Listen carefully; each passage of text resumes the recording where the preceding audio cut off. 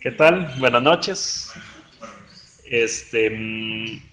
Hoy vengo a hablar sobre un tema que muchas veces es un poquito conflictivo, pero bueno, vamos paso a paso. Eh, Vamos a ver, doña Damaris, ¿sabe cuál es uno de los principales o el principal causa de divorcio en los matrimonios cristianos?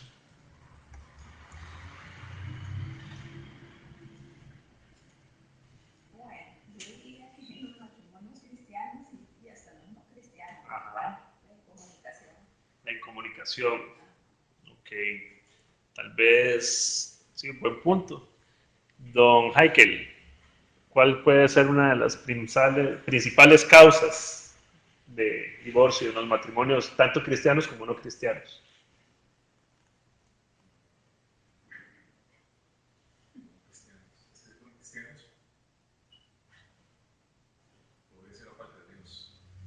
Falta de Dios. ¿Sí? En los no cristianos y en los...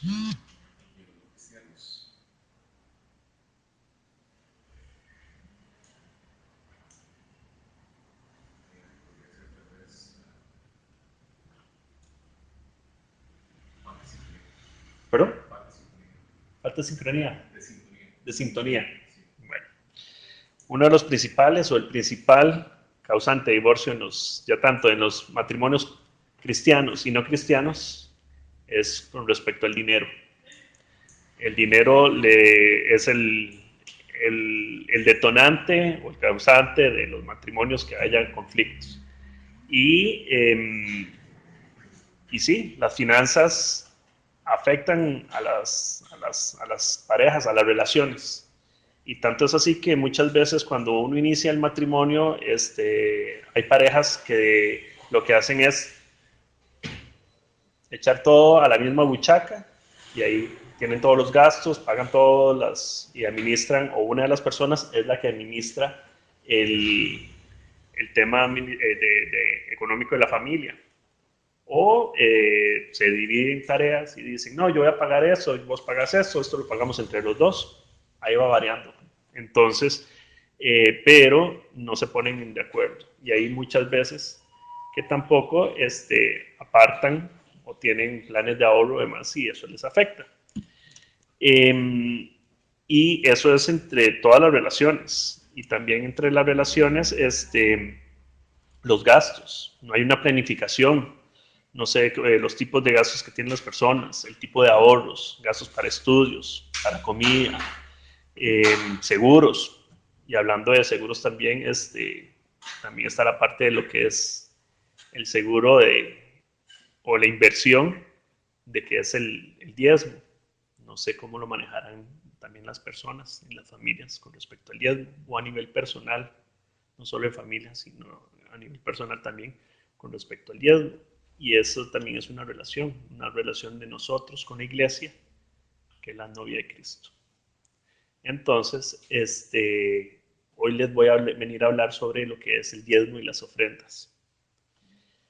La definición, según la Real Academia Española, del diezmo es el tributo del 10% o el 10% sobre el valor de ciertas mercancías que recibe el rey, o contribución que pagan los fieles a la iglesia.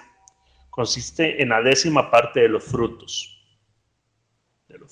en general. Y con respecto a la ofrenda, el significado en la Real Academia Española es don que se dedica a Dios o a los santos para implorar su auxilio o algo que se desea, o bien para cumplir con un voto u obligación. También está la parte de la dávida o servicio en nuestra gratitud o amor. Cabe mencionar que en la Biblia el diezmo se menciona 36 veces, desde el Génesis hasta el Apocalipsis. En el Apocalipsis no se menciona, pero en toda la Biblia se menciona 36 veces el diezmo y 434 veces lo que es la ofrenda. Y entre las primeras menciones, sobre la ofrenda está en Génesis 4:3. Esa es la primera vez que se menciona la ofrenda. ¿Alguien se imagina qué puede ser? ¿Cuál es la Génesis o la primera ofrenda que hubo? No. Abraham, Caín. ¿Quién da más? ¿Quién da menos? Bueno, sí, es en ofrenda. Exacto. Como diezmo, muy bien, Abraham. Entonces, en Génesis 4:3, la primera ofrenda que hay es la de Caín y Abel, que el primero es Caín. Él es el que le va a entregar y le dice a Dios, aquí está esta ofrenda. Pero Abel llega con lo mejor para entregársela a Dios.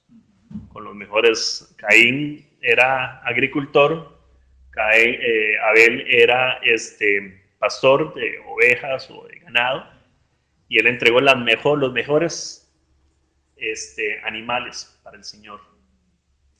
Entonces eso lo vio muy bien el Señor, y no le gustó mucho la ofrenda que le dio Caín, y no porque haya sido la ofrenda, sino por lo que le dio, o el significado, que no dio lo mejor. Lo que dio fue estos aguacates criollos, cuando tenía los hass mexicanos riquísimos, ¿verdad? Entonces, ahí Dios no lo vio de muy buen ojo, y ahí fue toda la problemática que hubo celos, hubo demás con respecto a eso.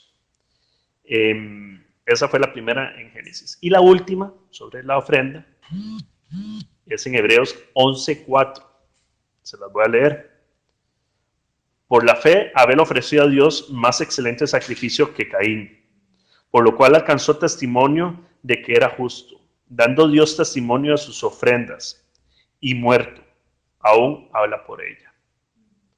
Entonces, qué vacilón que la primera, no qué vacilón. O sea, vean que la primera mención está en Génesis, es de Caín y Abel, y la última mención está en Hebreos, y sobre el mismo tema.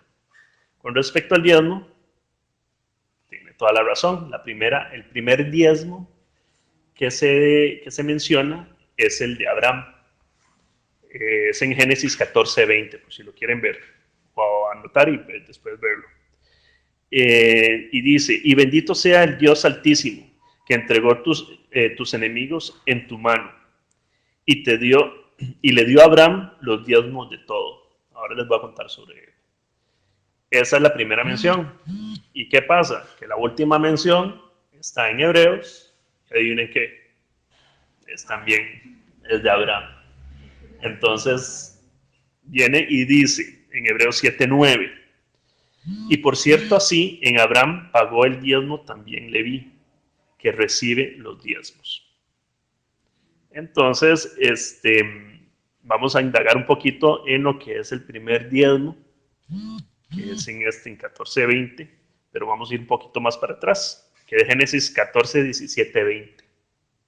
No sé si hay algún voluntario obligado, me ayuda con Génesis 14:17-20. Perfecto.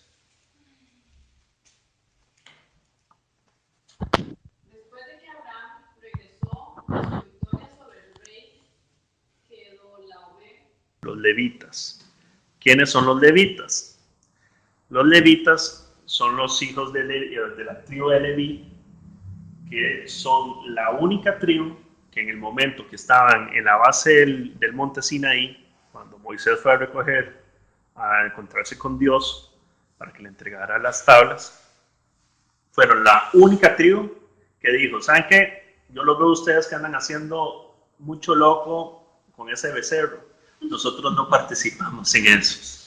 Nosotros los dejamos a ustedes. Muchas gracias por la invitación, pero nosotros nos retiramos. Y se apartaron. Y no fueron los únicos que no adoraron. De las 12 tribus, las otras 11 hicieron fiesta con el becerro y lo adoraron. Ellos no.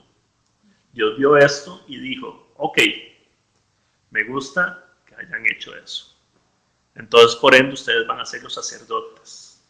Ustedes van a ser los que van a llevar y encargados de andar con el arca de la alianza y de manejar y presentar la Torá, en ese momento la palabra de Dios y todas las leyes. ¿Ok? Se van todos en el desierto y ellos eran los encargados, los levitas, de armar la tienda, porque en ese entonces andaban en tiendas para arriba y para abajo, dando vueltas, 40 años, y ellos eran los que se encargaban de instalar ¿cómo se llama? La tienda, el manto, todos se encargaban de ellos. Y cuando ya llegaron a la tierra prometida, ahí es donde dicen, ok, vamos a repartir tierras. Y las 11 tribus tenían tierra. Pero Dios dijo, no, los levitas no van a tener tierra. Ellos no van a tener dueños de ninguna tierra. Y por ende, para que ellos tengan un ingreso o recursos, lo que vamos a hacer es que las 11 tribus van a dar un diezmo. Y ese diezmo va directamente hacia los levitas y se los van a entregar a los levitas. Y con ese diezmo es que se financia y se maneja todo lo que es la ley de Moisés para el reino de Israel. Ok, vamos a ver sobre cómo tenían manejado ese diezmo. Primero que todo, el diezmo no, recordemos que los judíos de esa época eran meramente agricultores y agrícolas. Agrícolas y ganaderos. Entonces ellos solo manejaban eso. Entonces todas las riquezas y todo lo que obtenían era por medio de trabajar la tierra. Entonces ellos lo que hacían era que el 10% se lo entregaban a los levitas, de todos los granos, de todos los animales, de todos los ingresos que tenían, se lo entregaban a los levitas. Y ese 10%, el 10% se lo entregaban a los sacerdotes, que eran los hijos de Aarón. Ellos eran los sumos sacerdotes, el sumo sacerdotes y los sacerdotes. Entonces, dentro del 10%, agarraban el 10% y se lo entregaban a ellos. Los demás tenían que, era condenado o maldicho, ¿sí? a las personas que obtuviesen ese diezmo y se lo hacen. Era solo para los levitas. Teniendo ese 10% cabe mencionar que todo el mundo tenía que diezmar menos 3 personas. 1, los que eran pobres, ellos no diezmaban. Dentro de los pobres estamos las viudas y los huérfanos. 2, los extranjeros, porque ellos no eran del pueblo de Israel. Entonces ellos no diezmaban. Y 3, los sacerdotes, porque era la ganancia o la manera de pagarle por lo que estaban haciendo. Entonces, ¿cómo lo hacían los diezmos? En primavera había 3 tipos de diezmos. En primavera era el que se entregaba el diezmo, el primer diezmo. Los judíos lo tienen estructurado por 7. Son 7 días a la semana, entonces son 7 años también. Son ciclos de 7 años. Después de que termina el 6º año, ese año se deja descansar de la tierra, se deja descansar al ganado.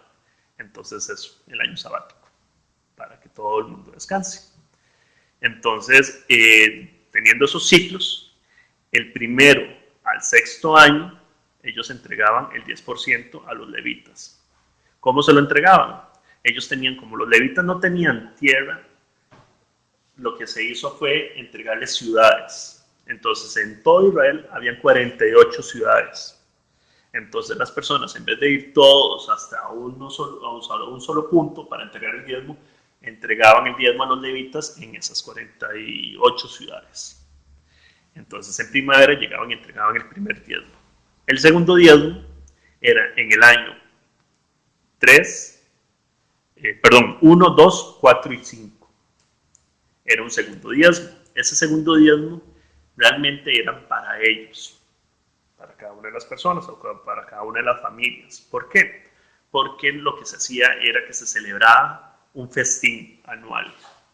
Habían fiestas. Entonces, en esas fiestas, ellos recolectaban ese diezmo y lo tenían para ellos, se lo entregaban igual a los levitas porque los levitas eran administradores de todos los bienes, de los diezmos. Pero con ese diezmo se hacía una fiesta, se hacía un banquete. Eran días de cuando llegaban y comían no solo los sacerdotes, las personas, sino que también los judíos pobres. Dentro de los judíos pobres, recordemos que están los huérfanos, las viudas y los pobres. Y en el año 3 y 6, el diezmo se escogía para benevolencia, para entregárselo a las viudas y pobres. Y también, no sé si han notado, la comunidad judía es muy solidaria entre ellos. Bastante solidarios. Los chinos también, por cierto, la comunidad china. Pero entre ellos son muy comunidad, entonces ayudan mucho entre ellos. Al punto que si alguien tiene una deuda en estos años, ellos se le ayudaban a saldar esa deuda con las otras personas. Entonces los mismos levitas tenían una parte para entregar, ayudar al bien social. Entonces, así era como se manejaban los diezmos. Bueno, ya les había mencionado que por eso era el tipo de diezmo, meramente agrario, meramente ganadero. Y también riquezas económicas, porque ellos también manejaban el dinero, tenían ganancias. Entonces, si vendían tantos becerros, obtenían dinero, también lo entregaban el 10%. ¿Qué hacían los levitas con este diezmo? Los levitas pagaban a los músicos. Dentro de los levitas habían músicos, había que mantenerlos a ellos, había que confeccionar instrumentos, para eso estaban los artesanos, los cuales también eran parte de los levitas. Habían maestros, muy importante, y me gustó mucho ver esto. Por cada 10 personas había un maestro. Entonces, perdón, por cada 12 personas había un maestro, que se asimila mucho al nuevo pacto, donde llega Jesús y manejaba 12 apóstoles. Entonces viene con la misma tradición. Eso es para mantener un buen contacto entre los maestros y los discípulos en este caso, que son 12 personas. También lo que es los guardianes del templo, se le pagaban a ellos, personas que tenían que preparar alimentos, especialmente para los festivales y todas las fiestas de los tiempos de Dios. Entonces, todo eso, para eso eran los recursos del diezmo, pero principalmente para poder mantener al templo y poder divulgar la palabra de Dios y mantenerla salva. Ok, todo esto es respecto al Antiguo Testamento. Y cabe mencionar que cada vez que se menciona el diezmo, valga la redundancia, hay un versículo que siempre se saca, o siempre lo sacan a relucir, que es Malaquías 3:7. ¿Alguien me puede ayudar con Malaquías 3:7, por favor?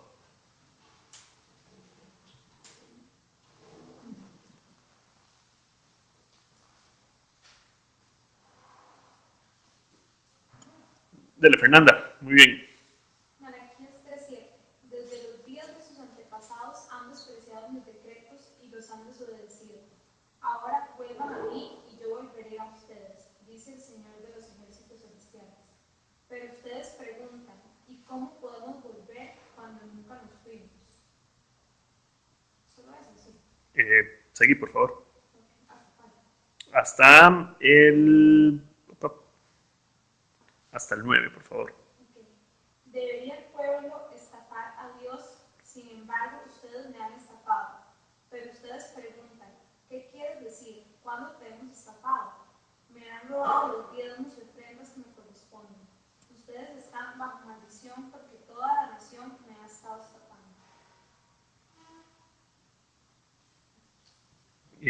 Me agregarías el 10, por favor, también. Traigan todos los diezmos al depósito del templo para que haya suficiente comida en mi casa. Si lo hacen, dice el Señor de los ejércitos celestiales, les abriré las ventanas de los cielos. Derramaré una bendición tan grande que no tendrán suficiente espacio para guardarla. Okay. Inténtenlo, pónganme a prueba. Exacto. Muchas gracias. En este pasaje resaltan muchas cosas, son bastante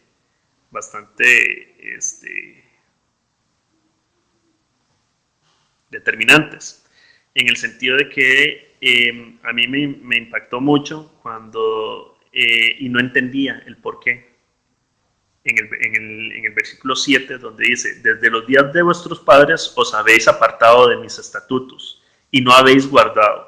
Volved a mí, y yo volveré a vosotros, dice el Señor de los ejércitos. Pero decís: ¿cómo hemos de volver? Entonces, ¿robará el hombre a Dios? Pues vosotros me estáis robando, pero decís: ¿en qué te hemos robado? En los diezmos y en las ofrendas. ¿A qué se refiere en este momento el Señor cuando dice eso por medio de Malaquías? Una vez estructurado, que ya les había dicho cómo era la estructura de los levitas y demás, el pueblo de Israel pasaron años y años y años. Por eso dice: desde los días que de vuestros padres. En ese momento, los levitas dejaron de diezmar. Y dejaron de diezmar, entonces por ende y por default, bajó la cantidad de levitas que se podían tener en el templo. Muchos levitas, al no tener el conocimiento, al no tener el poder adquisitivo de los diezmos, tenían que comenzar a trabajar, tenían que comenzar a emigrar, tenían que irse de la ciudad donde estaban los levitas para ganarse su sustento. Entonces hubo una declinación enorme con respecto a los pagos de los diezmos, y por ende no hubo suficientes levitas para mantener el templo. Entonces me puso a pensar el momento donde Dios dice: me están robando. Digo, un momentito, ¿cómo le vamos a estar robando a Dios si Dios es el dueño del oro y la plata y de todas las cosas? Entonces, hay una cosa que sí le podemos robar a Dios, o sí se le puede robar a Dios, y que eso es lo que anda el enemigo rugiendo, viendo a ver cómo se roba eso, que es el conocimiento de la palabra de Dios y esas almas que por ende del conocimiento pueden ser robadas. ¿Y por qué van a ser robadas? Porque no hay una estructura consolidada la cual pueda entregarle y enseñarle a las personas como lo que eran los levitas, para entregarle la palabra al Señor. Y no solo en esos tiempos, sino en esos tiempos de ahora también. Entonces, si hay una mala estructura y no está bien financiada, entonces ¿cómo vamos a poder nosotros brindarle la palabra al Señor, a las personas, el conocimiento del Señor? Entonces es muy importante el porqué, el trasfondo del diezmo con respecto a esto. Ok. Y aparte de eso, también está la otra donde dice: y ponedme ahora en prueba en esto. O sea, el Señor nos reta. Es el único parte en la Biblia donde el Señor reta a las personas. O no reta a la persona, le dicen que lo reten a Él. Que lo pongan a prueba con eso. Entonces, qué importante es para también el Señor el ponerlo a prueba, que va a haber beneficios con respecto a eso, pero el mayor beneficio es el despojarse uno ante Dios, de suavizar ese corazón, de suavizar la avaricia, para poder ayudar a personas, como lo hacían los levitas, a personas que ni siquiera habían conocido, pero van a entregarle la palabra. Entonces, con respecto a eso, esto todo es en la parte del Antiguo Testamento. Entonces hay muchas personas que dicen: bueno, es que eso es de la ley, eso es del Antiguo Pacto, y ahora nosotros vivimos en la gracia. Y como vivimos en la gracia, ya eso está hecho gracias a nuestro Señor. Y sí, nuestro Señor no vino a abolir la ley, vino a cumplirla. Pero no por eso, entonces, como ya vino a cumplir la ley, y uno de los mandamientos que dice la palabra es: no matarás, entonces ya tenemos el free pass para poder llegar y matar a las personas, porque el Señor ya lo cumplió. No es así. Recordemos que la ley mosaica era una ley que cubría al pueblo de Israel, a todo el pueblo, porque era la parte no solo de ley, sino también la parte cultural y la parte social de todo. Entonces era para mantener, eran guías para llevar una buena vida, hasta económicamente, como lo que es el diezmo. Ok, con respecto a este tema, entonces, cabe destacar que el Señor no vino tampoco a llegar, no hay ningún momento donde el Señor diga, hey, ¿saben qué? El diezmo ya no tienen que hacer. Es más, en Mateo 23:23 dice, hay de vosotros, escribas y fariseos, hipócritas, porque diezmáis la menta, el eneldo y el comino, y dejáis lo más importante de la ley, la justicia, la misericordia y la fe. Esto es necesario de hacer, sin dejar de hacer aquello. Aquí el Señor le está pegando una cachetada espiritual a los fariseos, donde llega y dicen, ¿cómo es posible que ustedes, o sea, por cosas tan pequeñas como son las hierbas de un eneldo y una menta, están tan pendientes que hay que diezmar esas cositas, pero están perdiendo, o sea, están tan enfocados en ese diezmo y no en las otras cosas, en como lo que es la ley, la justicia y la misericordia y la fe? Pero no significa, porque él dice, esto es necesario hacer, sin dejar de hacer aquello. No fue que dijo, no, o sea, entreguen, no importa el diezmo, o sea, el diezmo sí es importante, pero las otras cosas también son importantes. No es que estoy eliminando el diezmo. Una cosa que también nos puede robar sin dar ¿cómo se llama? El diezmo o la ofrenda, es el poder poder recibir una bendición. ¿Y por qué recibir una bendición? En 2 Corintios, del 9, 6 al 7, dice, pero esto digo, el que siembra escasamente también segará escasamente, y el que siembra generosamente, generosamente también segará. Entonces, si nosotros tenemos la oportunidad de recibir una bendición de parte de Dios y sembrar esa bendición, nos va a entregar más bendición. Entonces, si nosotros no sembramos, no vamos a tener la poder de recibir la bendición del Señor.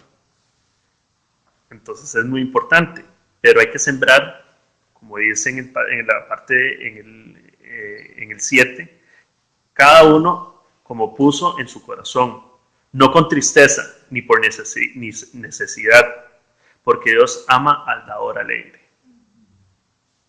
Entonces, no volvamos a hacer como lo que hizo y retomemos la primera ofrenda, como lo hizo Caín. Caín lo entregó, aquí está, no sé, estos aguacates. Aquí está, Señor. Cuando llegó Abel con toda la felicidad y escogió a las mejores bestias para entregárselas a Dios. Y Dios no es como que diga, ay, sí, me entregaron este sacrificio. Y qué rico huele ese cordero en el, ¿cómo se llama? En el fuego. No, él no ocupa eso. Lo que ocupa es ver que uno, feliz y contento, está llevando uno de sus mandatos. Y no estar afanado. No sé si vieron la vez pasada el estudio pasado sobre el afán. No estar afanado sobre eso. En Mateo 6:33 dice, buscad primero el reino de Dios y su justicia, y todas las cosas vendrán por añadidura. Entonces busquemos ese corazón feliz y amable de poder entregar esa ofrenda y ese diezmo. Ok, tips para ya ir terminando sobre la ofrenda y el diezmo. Primero que todo, no ofrendar impulsivamente. No llegar el día del culto y, ay, sí, hoy tengo que dar. No, hacerlo planificado. Usted ya tiene, si es el día, en mi caso, nuestra familia lo que hace es dar el diezmo. Una vez recibido, entregado. Viendo payasos, soltando la risa. Entonces, una vez que recibimos el salario o un ingreso en la casa, apartamos el 10%, porque es importante hacerlo de una vez y no dejarlo a lo último. Recordemos que en los levitas era el diezmo aguantaban todo un año para entregar eso. Pero nosotros ya vivimos otro estilo de vida, donde la plata no nos alcanza. Entonces es mejor llegar y entregarlo de una vez. Igual cuando vayamos a entregar ¿cómo se llama? La ofrenda en el culto, hacerlo ya planificado, ya sabemos cuánto vamos a dar, cuánto vamos a entregarle al Señor. Eso para no estar tampoco, ay, no tengo cambio, ¿qué hago? ¿Voy a agarrar el vuelto? O sea, ¿cómo es posible? También hacerlo en privado. Por eso, cabe destacar que cada uno, igual en Corintios 7, cada uno como propuso su corazón. ¿Cómo propone su corazón? Su corazón, la única persona que lo puede ver en teoría, no, la única persona que lo va a ver bien es Dios. Es una cosa privada. Usted va a entregar según su voluntad, su corazón, si no es que tiene un orden, como en este caso que yo doy el diezmo, que el 10% yo considero que es demasiado bajo, la verdad. O sea, es como la mínima que uno podría entregar, pero uno lo hace de corazón. Entonces ahí es importante hacerlo privado, no hacerlo tampoco exhibicionista. Vea, yo sí voy a dar el diezmo, gente. Aquí estoy. Porque un dato curioso es que el 17% de los cristianos dicen que dan el diezmo como diezmo, entregado, no ofrenda, sino el diezmo. Pero realmente solo el 4% lo entrega como es. Entonces muchas veces la gente lo hace a lucir y que va a dar. Y no solo privado, que es una relación con Dios. Hay iglesias y también eso viene mucha gente que se opone al diezmo y demás porque ya sean pastores, iglesias, lo manejan de una manera muy mal vista, la verdad. Y les exigen a las personas darlo y eso hay que tener cuidado con eso.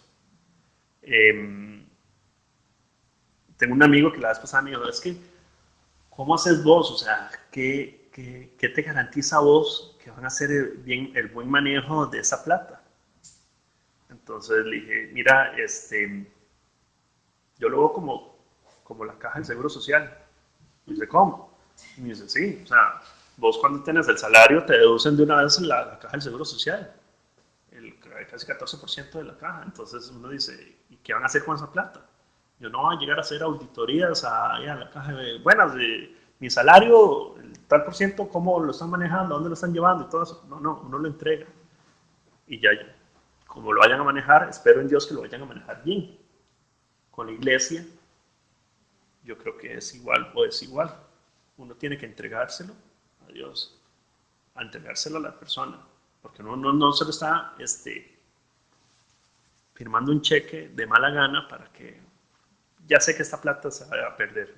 No así. Y a la vez, tener en cuenta de que el que va a juzgar no es uno, el que va a juzgar es el Dios, cómo van a manejar y qué van a manejar esas platas. Entonces, hay que tener eso en cuenta. Otra cosa también, como les había mencionado, no ofrendar por presión.